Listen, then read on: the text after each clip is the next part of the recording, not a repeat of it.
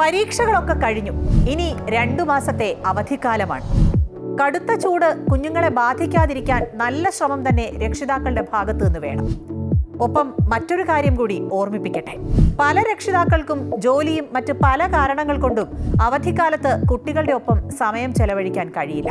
അതുകൊണ്ട് തന്നെ കുട്ടികൾ ഓൺലൈനിൽ കൂടുതൽ സമയം ചെലവഴിക്കാനാണ് സാധ്യത. ഓൺലൈൻ സുരക്ഷയെക്കുറിച്ചും വെല്ലുവിളികളെക്കുറിച്ചും ശരിയായ അവബോധം നിങ്ങളുടെ കുട്ടികൾക്ക് നൽകണം. ശരിയേത് തെറ്റേത് എന്ന തിരിച്ചറിവ് നമ്മളുടെ കുഞ്ഞുങ്ങൾക്ക് ഉണ്ടാകണം. അപരിചിതരിൽ നിന്നുള്ള സൗഹൃദ അഭ്യർത്ഥനകൾ സ്വീകരിക്കരുതെന്ന് കർശനമായി നിർദ്ദേശിക്കണം. തട്ടിപ്പുകളിൽ വീണുപോകാതിരിക്കാൻ അവരെ ബോധവാന്മാരാക്കണം. ഒപ്പം ഒരുപാട് സമയം ഓൺലൈനിൽ ചെലവഴിക്കാതെ ആളുകളോട് സൗഹൃദം പുലർത്താനും പുറത്തിറങ്ങി കളിക്കാനും ഒക്കെയുള്ള അവസരം അവർക്ക് ഒരുക്കി കൊടുക്കണം. നാളെയുടെ നല്ല പൗരന്മാരായി അവർ വളർന്നു വരട്ടെ.